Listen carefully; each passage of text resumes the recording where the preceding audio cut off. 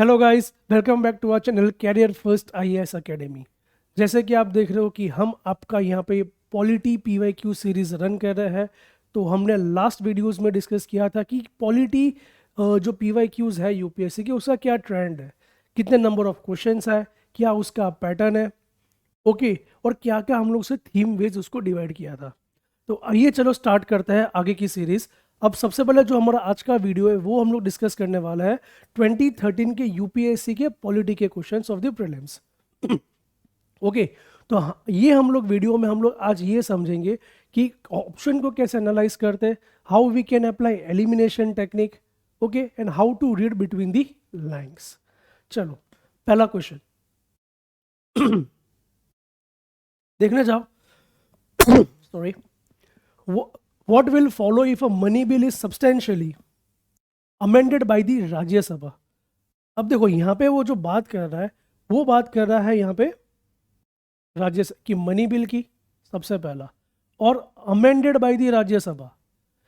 तो सबसे पहले आपको तो ये पता होना चाहिए कि कॉन्स्टिट्यूशन में कौन सा आर्टिकल मनी बिल के रिगार्डिंग डील करता है। तो it's article 110 that talks about the money bill. Clear? So अब आप देखिए कि मनी बिल के बारे में यहाँ पे क्या है। पहला स्टेटमेंट क्या है? Option A, the Lok Sabha may still proceed with the bill accepting और not accepting the recommendations of the Rajya Sabha. Option B, the Lok Sabha can not consider the bill further. The Lok Sabha may send the bill to the Rajya Sabha for reconsideration. The president may call for a joint sitting for passing the bill. Money bill के बारे में ये है friends कि सबसे पहले देखने जाओ, इन एक चीज याद रखना कि in money bill Lok Sabha has more power than the Rajya Sabha. Okay, और ये मोर पावर जो है, वो मोर पावर में हम लोग उसको ऐसा डिफाइन कर सकते हैं कि Lok Sabha has overriding powers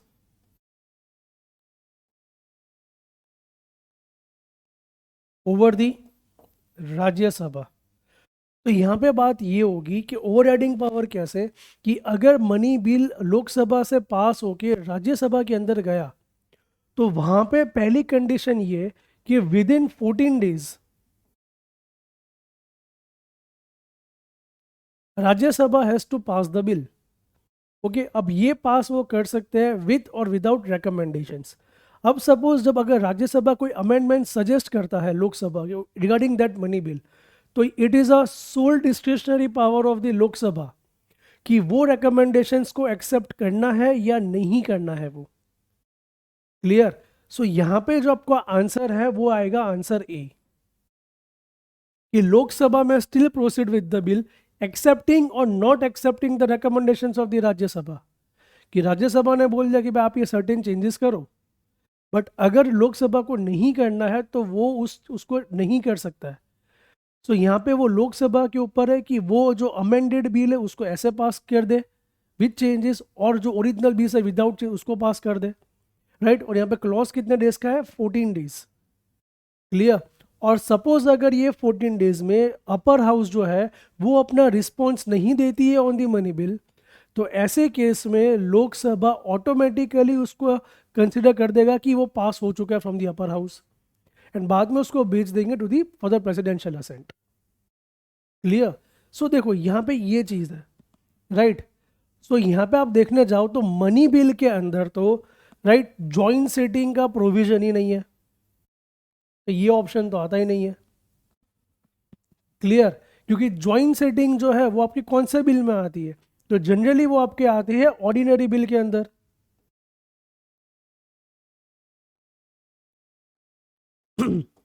and what do you mean by joint sitting, या प्रेसिडेंट कब ज्वाइंट सीटिंग के बारे में बात कर, मतलब उसको बुला सकता है? तो यहाँ पे सिर्फ कंडीशंस इतनी है कि अगर कोई भी एक बिल, अगर वो किसी भी हाउस में पेंडिंग है, सपोज अगर एक हाउस से पास हो गया और दूसरा हाउस में वो बिल पेंडिंग है, राइट, और अगर वो आपका बिल ऑर्डिनरी बिल है, तो ऐसे केस में प्रेसिडेंट वो डेडलॉक को सॉल्व करने के लिए ज्वाइंट सिटिंग को बुला सकता है। ठीक है? तो ये वो चीज़ है।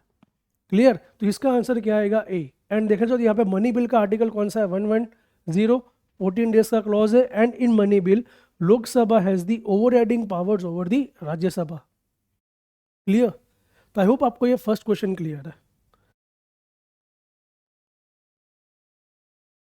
Okay, next, which of the following statement is और आर करेक्ट? पहला, तो यहाँ पे पूछा क्या गया है, कौन सा करेक्ट है? तो याद रखना, जब भी हम लोग क्वेश्चन सॉल्व करता है ना, तो हमको उसके कीवर्ड्स को पहले हमको ऑलवेज हाईलाइट करना होता है कि क्वेश्चन की डिमांड क्या है, क्या पूछा है, करेक्ट पूछा है या इनकरेक्ट पूछा है। क्योंकि हम लोग कई बार यहाँ पे ब्लंडर्स करते हैं, राइट, और ये ब्लंडर्स कई बार मतलब हर बार आपके होते ही है इन द हड़बड़ी। तो दैट इज कम्प्लीटली मतलब वो एक्सेप्टेबल नहीं है, क्योंकि अगर आप इजी क्वेश्चन में अगर आप ये ऐसी सिंपल एरर्स करोगे, राइट, तो यहाँ पे मतलब जो एक क्वेश्चन में आपके 2 मार्क आ रहे थे वहाँ पे आप नेगेटिव मार्क्स दे के आ रहे हो, and that can remove you from the cut off list also. Clear? तो पहले क्या पूछा गया, करेक्ट। देखो पहला ऑप्शन क्या है, in India the same person can not be appointed as the governor for 2 or more states at the same time. दूसरा, द जजेस of the high court in India are appointed by the governor of the state and just as the judges of the Supreme Court are appointed by the president. No procedure has been laid down in the constitution for removal of the governor, and in case of UT having a legislative setup, the CM is appointed by the lieutenant governor on the basis of majority support.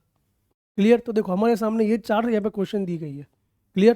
तो देखो सबसे पहले बात करते हैं regarding option A, in India the same person can not be appointed as the governor. तो अब बात यहाँ पे टॉपिक क्या आ रहा है, appointment of the governor. Clear? तो याद रखना कि गवर्नर को appointment always president of India करता है, राइट, अंडर विच आर्टिकल? तो ये आएगा under article 155। Clear? And a governor can not be appointed for 2 or more states at the same time. नहीं, ये ऑप्शन इनकरेक्ट है। क्यों? अ governor can be appointed for 2 or more states, ये clear cut mention है article 158 के अंदर। Clear? अगर आपको एक एग्जांपल देना हो तो देखो, अभी कहना कि 1 या 2 साल पहले Anandiben Patel, right, the ex CM of Gujarat, she was appointed as the governor of Uttar Pradesh also and governor of Madhya Pradesh also, right. But ऐसे केस में ये होगा कि जब भी अगर कोई पर्सन 2 स्टेट के अगर गवर्नर को एज अ गवर्नर अपॉइंट करता है, तो ऐसे केस में उनका जो मतलब एमोल्यूमेंट्स है या जो खर्चा है वो दोनों स्टेट के बीच में कहना कि वो शेयर हो जाएगा, और कौन सा स्टेट का क्या शेयर रहेगा वो प्रेसिडेंट डिसाइड करेगा यहाँ पे। क्लियर? तो यहाँ पे ये चीज़ है, तो ये मतलब ये ऑप्शन तो गलत है। दूसरा, द जजेस of the high court of the states in India are appointed by the governor. पहली चीज याद रखना, यहाँ पे वो बात कर रहे हैं अपॉइंटमेंट ऑफ जजेस।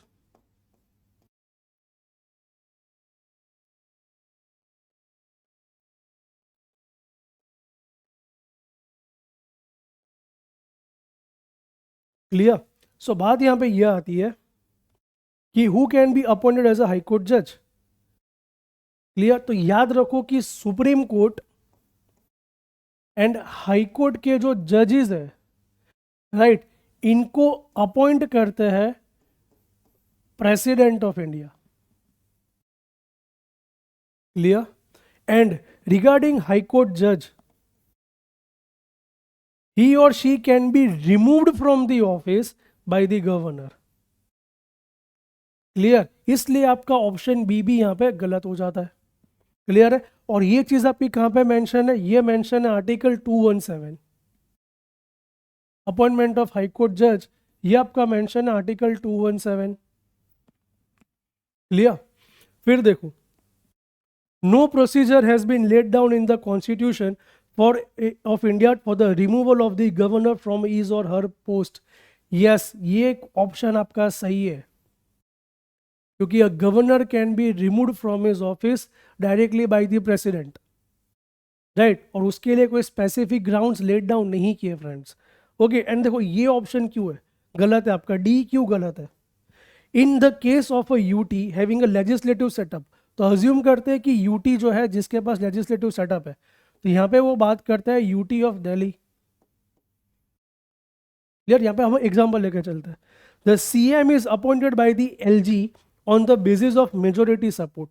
तो याद रखना, इन केस ऑफ यूटी जो है हैविंग लेजिस्लेटिव सपोर्ट, क्लियर, तो CM is appointed by the president of India and he और right and he is sworn in by LG, lieutenant governor. और याद रखना कि ये जो पर्टिकुलर टॉपिक है appointment of CM in legislative setup of a UT, वो कहना कि आपकी अपकमिंग फिल्म्स में ये थीम फिर से रिपीट हो सकती है, क्योंकि हाल ही में UT of Jammu and Kashmir के इलेक्शन हुए थे एंड वहाँ पे नए सीएम का अपॉइंटमेंट हुआ है। सो एक चीज़ याद रखना कि यूटी के अंदर अगर लेजिस्लेटिव सेटअप है तो यहाँ पे प्रेसिडेंट ऑफ इंडिया अपॉइंट करेगा सीएम को on the basis of majority support और sworn in by lieutenant governor. Clear? तो इसका आंसर क्या आता है आपका सी। ओके, चलो let's move to the next question. Which of the following, okay, consider the following statement an amendment to the constitution. तो देखो यहाँ पे वो सिंपल सी बात कर रहे हैं आर्टिकल 368 जो बात करता है रिगार्डिंग कॉन्स्टिट्यूशन अमेंडमेंट की। An amendment to the constitution of India can be initiated by the introduction of a bill in a Lok Sabha only. पहली चीज कि ये जो कॉन्स्टिट्यूशन अमेंडमेंट बिल जो है, right, it can be introduced in Lok Sabha only. Word क्या दिया गया है? ओनली। दूसरा, if such amendment seeks to make changes in the federal character of the constitution, the amendment also requires to be ratified by the legislature of all the states of India. So मेरे को आप ये बताओ कि constitution amendment bill जो है उसके बारे में क्या। याद रखो कि कॉन्स्टिट्यूशन अमेंडमेंट बिल, पहली चीज, it can be introduced in any house, Lok Sabha और राज्यसभा बोथ। क्लियर? तो ये जो बेसिकली पॉइंट है वो गलत है। ओके, और दूसरा कि अगर आप कोई फेडरल सेटअप, फेडरल मतलब किसी, अगर आप स्टेट को भी अफेक्ट करते हो तो यहाँ पे आपको स्टेट के पास रेटिफिकेशन लेना जरूरी है।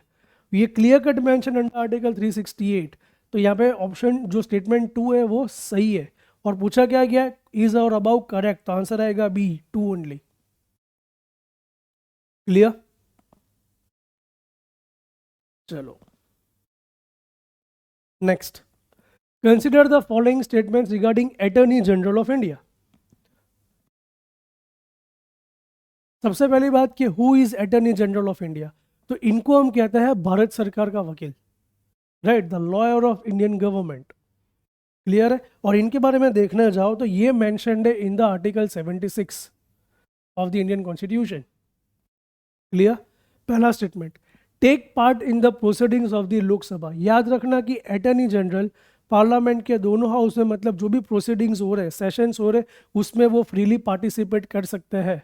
और एक चीज़ याद रखना कि attorney general is not the member of the house, मतलब वो कोई एमपी नहीं है, राइट, लेकिन फिर भी मतलब वो हाउस की प्रोसीडिंग में पार्टिसिपेट कर सकते हैं। ओके, वो पार्टिसिपेट कर सकते हैं, मतलब वो अपनी स्पीच दे सकते हैं, राइट, वो बोल सकते हैं। क्लियर? लेकिन वो यहाँ पे उनके पास सिर्फ राइट टू वोट नहीं होता है, क्योंकि वोटिंग का जो अधिकार है वो डेमोक्रेसी सेटअप के अंदर हमने एक इलेक्टेड रिप्रेजेंटेटिव्स को ही दिया है या मेंबर ऑफ द हाउस को ही दिया है। क्लियर? तो पहला स्टेटमेंट क्या, it can take part in the proceedings of the Lok Sabha, yes सही है। बी अ मेंबर, देखो अगर देखो मैंने पहला स्टेटमेंट पढ़ा तो ओके, मेरे को पता है कि 1 तो सही है।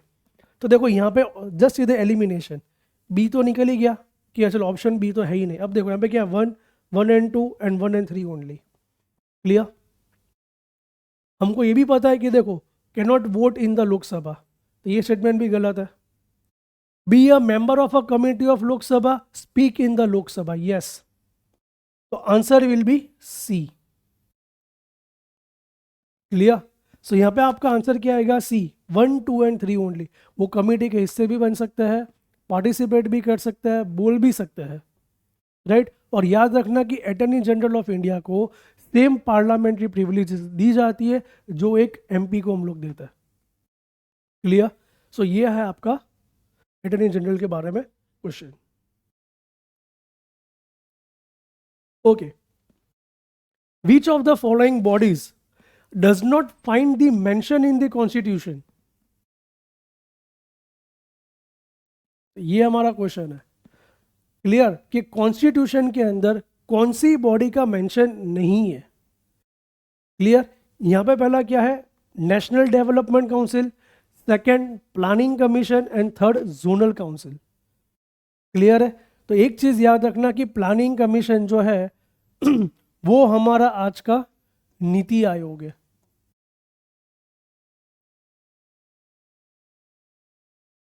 क्लियर? तो ये बट ऑब्वियस है कि इसका मेंशन नहीं होगा। Okay, national development council, this is an advisory body.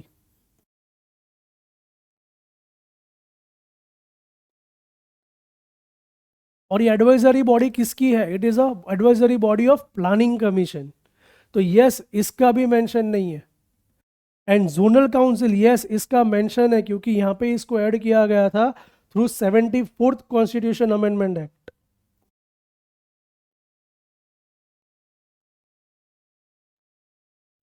Clear friends? तो यहाँ पे ये वो चीज़ है। क्लियर? सो आप देखना चाहो तो what do you mean by zonal council? हमारे पास देखो 5 जोनल काउंसिल्स आती है। North zonal council, north, south, east, west and centre. Clear?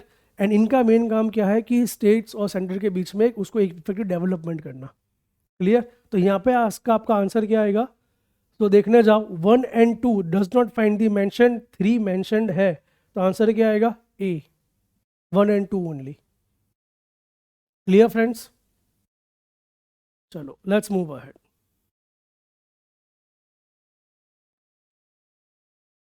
Okay, next question. The parliament can make any law for whole or any part of India for implementing international treaties. Clear? तो ये यहाँ पे क्या चीज़ है? Okay, तो with the consent of all the states, with the consent of the majority of the states, with the consent of the states concerned, without the consent of the state, any state. अब देखो पहली बात क्या है, यहाँ पे वो बात कर रहे हैं पार्लियामेंट। दूसरा, होल और any part of the India and implementing international treaties.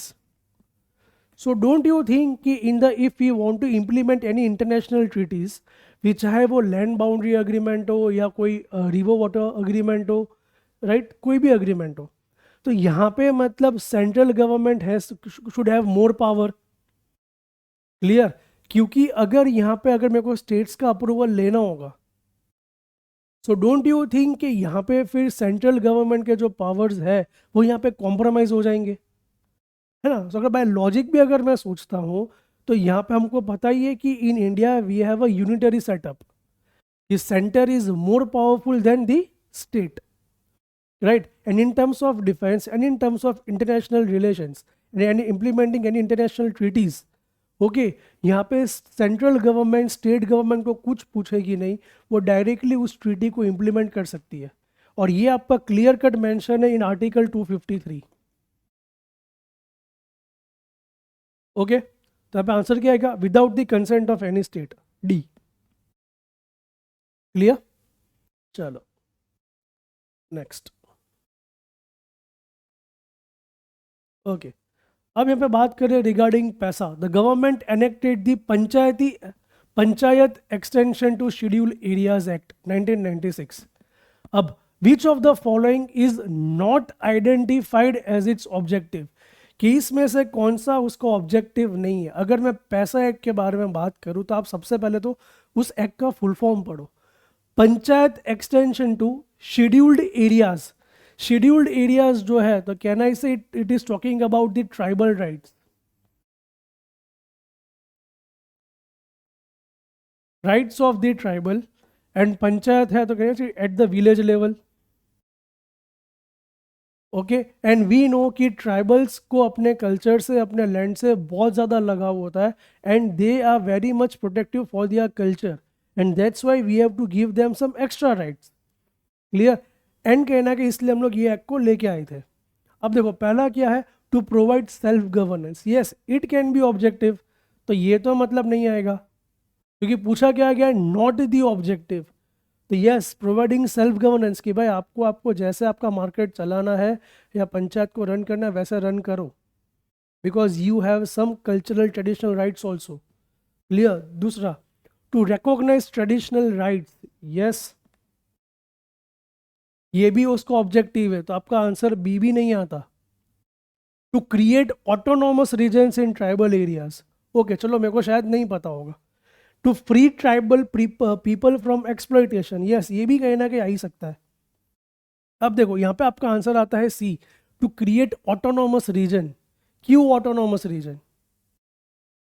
क्योंकि शेड्यूल्ड एरियाज जो है it is a part of fifth schedule, right? And if I want to create autonomous region in tribal areas it becomes a part of sixth schedule. Clear? इसलिए यहाँ पे it is this is not the objective. समझ आया फर्क क्या? क्योंकि schedule areas आपका fifth schedule के अंदर आता है। And to establish the autonomous regions in the state of Assam, Meghalaya, Tripura and Mizoram, ये आपका सिक्स शेड्यूल कहता है। तो ये सिक्स शेड्यूल का पार्ट, इसके अंदर आता ही नहीं है ये। क्लियर? तो ये है इसका एनालिसिस। चलो let's move to the next question. Okay, under the Scheduled Tribes and Other Traditional Forest Dwellers Act 2006, who shall be the authority to initiate the process for determining the nature and extent of individual or community forest rights or both? देखो main चीज पता है क्या उन्होंने यहाँ पे ये बोला है, traditional forest scheduled tribes and traditional forest dwellers recognition of forest right act. Okay, उन्होंने तो इसके बारे में बात की है। दूसरा, authority to initiate, right? The nature and extent of individual or community forest rights or both. अगर मेरे को यहाँ पे ट्रेडिशनल फॉरेस्ट ट्राइब्स है तो अगर मेरे को यहाँ पे उनकी अथॉरिटी देखनी हो तो बट ऑब्वियस है कि वो विलेज लेवल पे ही जाएगा, और विलेज लेवल पे आपको क्या देखने को मिलता है? ग्राम सभा। आप देखने जाओ ये क्वेश्चन जो है वो पिछले वाले क्वेश्चन का लिंकेज है, मैंने आपको बताया था, right? So that's how we have to identify the pattern कि विलेज लेवल पे आपका ग्राम सभा ही आएगा जहाँ पे tribals have more right. So वही डिसाइड करेंगे कि हमको यहाँ पे क्या कौन सा कम्युनिटी फॉरेस्ट राइट्स चाहिए वो। क्लियर? तो ये इसका सिंपल सा सॉल्यूशन है।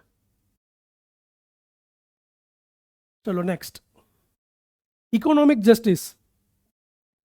Okay, as one of the objectives of the Indian Constitution has been provided in which of the following things? Clear? पहला है प्रीएम्बल एंड फंडामेंटल राइट्स। अगर आपको पता हो तो यस, प्रीएम्बल के अंदर इकोनॉमिक जस्टिस मेंशन्ड है।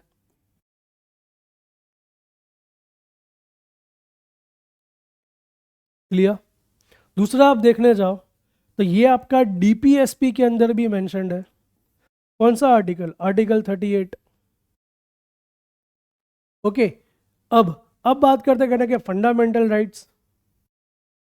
फंडामेंटल राइट्स के अंदर वो इकोनॉमिक जस्टिस की बात ही नहीं करते क्योंकि वो सोशल जस्टिस के बारे में बात कर रहे हैं। Okay, in the fundamental rights. And what is the difference between fundamental rights and DPSP? देखो याद रखो कि फंडामेंटल राइट्स जो है वो कहना कि गवर्नमेंट के पावर्स के ऊपर रेस्ट्रिक्शंस लगा रहे so that we can enjoy our own rights. And DPSP वो रेस्ट्रिक्शंस कैसे लगा सकता है वो एक फ्रेमवर्क प्रोवाइड करता है। Clear? So this is a thing. तो यहाँ पे आपका आंसर आएगा प्रीएम्बल एंड डीपीएसपी। तो ये आपको कहाँ मिल रहा है? Option B. Clear? So this is a thing. Clear? चलो, क्योंकि आप बोलोगे सर लेकिन यहाँ पे वी हैव ईडब्ल्यूएस या रिजर्वेशन क्राइटेरिया है। अगर आप देखोगे तो कॉन्स्टिट्यूशन में आर्टिकल 15 एंड 16 में क्लियर कट लिखा है, राइट?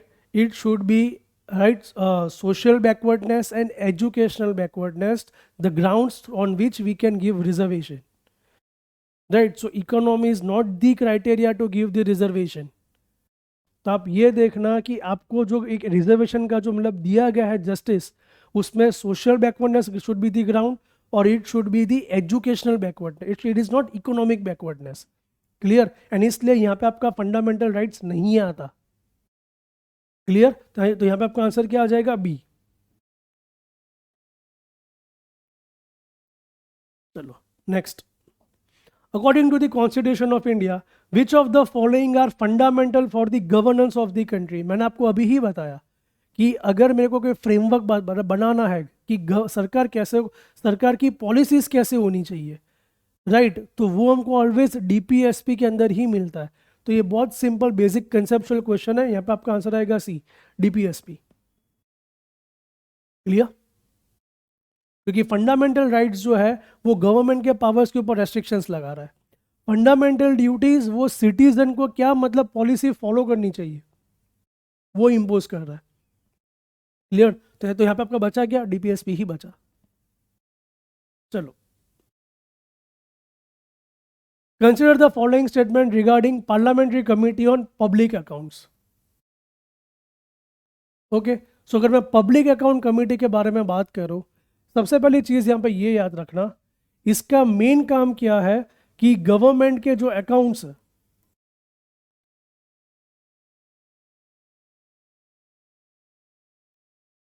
उसको यहाँ पे चेक करना या स्क्रूटिनाइज करना। क्लियर? कि सरकार ने जो मतलब जो भी मतलब बजट बनाया था उसके हिसाब से जो भी खर्चा हुआ तो कितना पैसा दिया गया, राइट, उस पैसे का कहाँ पे कितना यूज़ हुआ, कितना पैसा बचा है, ये सारी चीज़ें जो है वो आपको यहाँ पे चेक करनी है in public account committee. Clear? तो ये कहना है इसे, it always check the appropriation account.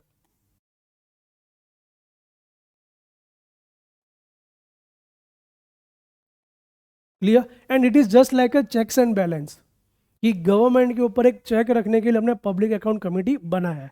दूसरा, ये कमेटी के अंदर देर आर 22 मेंबर्स। क्लियर? और 22 मेंबर्स कैसे है तो याद रखना, 15 मेंबर आते हैं फ्रॉम लोकसभा एंड 7 मेंबर्स आते हैं फ्रॉम राज्यसभा। क्लियर?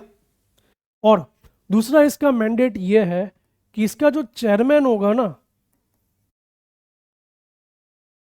वो आएगा फ्रॉम द अपोजिशन पार्टी, वो रूलिंग पार्टी से नहीं आएंगे, तभी आप चेक एंड बैलेंस कर सकते हो। क्लियर है? एंड बट ऑब्वियस है कि कई बार हमारे जो मतलब एमपीज होते हैं उनको इतना ज़्यादा मतलब फाइनेंशियल या इतना ज़्यादा टेक्निकल नॉलेज नहीं होता है रिगार्डिंग अकाउंट्स, एंड इसलिए यहाँ पे उनको CAG, comptroller auditor general of India भी वो उनको अपनी एक्सपर्टीज प्रोवाइड करता है, वो उनको गाइड करता है to analyse that those particular accounts. Clear?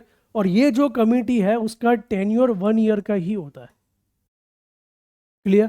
तो चलो, based on this data let's see such analysis. पहला, consist of not more than 25 members of the Lok Sabha, false. 15 member ये लोकसभा के, टोटल कितना है? 22 member. Scrutinise the appropriation and finance accounts of the government, yes. And देखो, अगर मैं यहाँ पे मतलब अब देखो, जस्ट मैंने सिर्फ 2 ही स्टेटमेंट पढ़ा है। Examines the report of the CAG. Clear? अब देखो, पहला स्टेटमेंट मेरे को पता है कि गलत है, एलिमिनेशन से मैंने 1 एंड डी निकाल दिया। अब देखो, दोनों में कॉमन क्या है? बी और सी में, यस, तो 3 तो सही होगा एंड 2 स्टेटमेंट भी आपका सही है, तो आपका आंसर आ गया B. So that's how you apply elimination technique. Council of Ministers is in the center shall be collectively responsible to the Parliament. पहला statement. Union ministers shall hold the office during the pleasure of the President of India.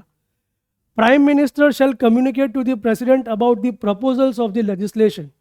पूछा क्या गया है? कौन सा option यहाँ पे correct है? क्लियर? पहला, Council of Ministers in the center shall be collectively responsible to the Parliament. ये तो यहां पे it is a collectively responsible to the Lok Sabha आता है अंडर आर्टिकल 75 क्लॉज 3, पहली चीज।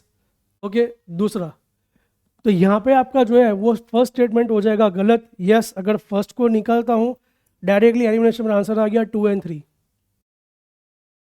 क्योंकि union minister shall hold the office during the pleasure of the president, yes, ये स्टेटमेंट सही है। क्यों? प्लेजर ऑफ द प्रेसिडेंट तो है, लेकिन प्रेसिडेंट उनको कभी भी नहीं निकाल सकता, उनको निकाल सकते हैं on the advice of the prime minister only. Clear? तो यहां पे आपका आंसर आ जाएगा बी, 2 एंड 3 ओनली। चलो नेक्स्ट देखो, अब यहां पे उन्होंने पूछा है रिगार्डिंग नेशनल डेवलपमेंट काउंसिल। हमने आगे के भी क्वेश्चन में देखा था, उन्होंने फिर से पूछा था कि देखो पहले क्वेश्चन गया था रिगार्डिंग कि national development council constitutional body है या नहीं।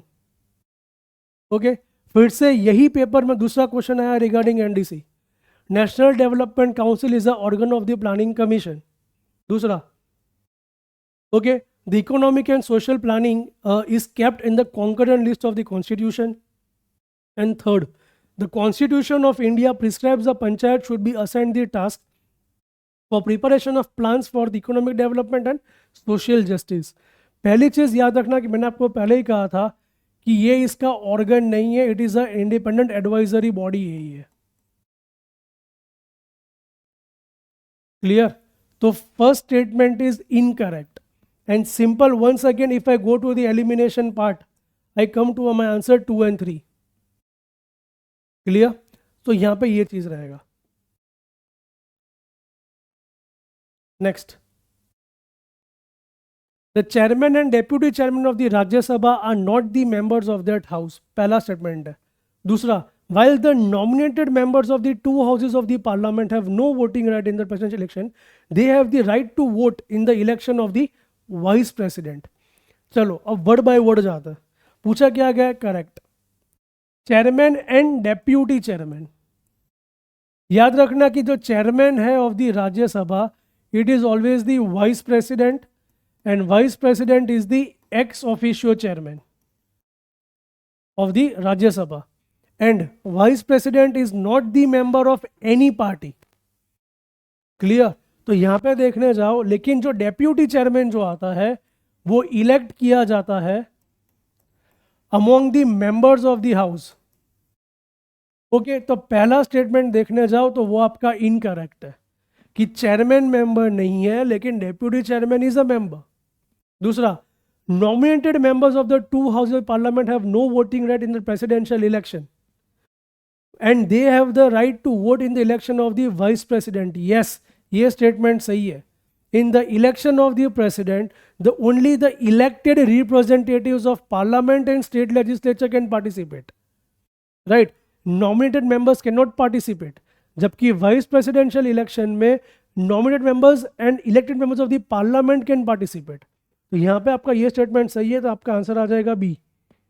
Okay, only second statement is correct. चलो नेक्स्ट.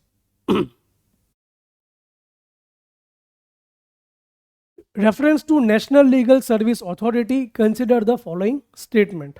पहला, it's objective is to provide free and competent legal services to the weaker sections of the society on the basis of equal opportunity. Yes, ये statement सही है क्योंकि NALSA national legal service authority, उसका main काम ही ये था कि जो गरीब लोग जो है उनको फ्री लीगल सर्विस प्रोवाइड करना. क्लियर? दूसरा, it issues guidelines for the state legal service authorities to implement the legal programmes and schemes throughout the country. Yes, ये ऑब्जेक्ट भी सही है, तो यहाँ पे आपका आंसर आ जाएगा सी, बोथ 1 and 2. चलो next. Who among the following constitute national development? देखो ये तीसरा क्वेश्चन आ रहा है सेम पेपर में रिगार्डिंग नेशनल डेवलपमेंट काउंसिल.